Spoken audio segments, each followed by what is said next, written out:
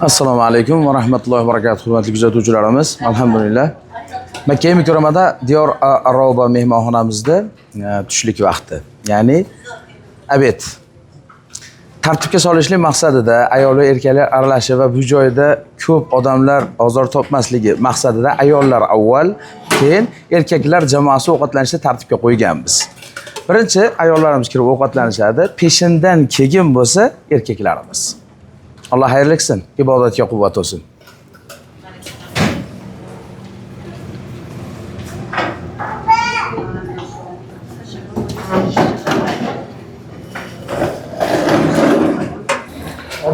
Bu tomonda bo'lsa ovqatlarimiz qo'yig'iga, akarachga va kartoshka. U tomonda bo'lsa chuchvara suyug'iga. Alloh xayrli qilsin, ibodatga quvvat olsin. Yoqimli ishtaha ojonalar, yaxshi ovqatlarimiz.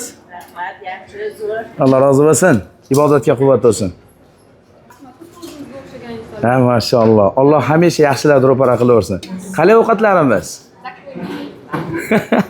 Maşallah. Ibodatga quvvat olsin. Xo'p. Bu tomonda bo'lsa sharbatlarimiz. Ananas va apelsin. Xohlovchilar uchun o'rtada iliqrog'i.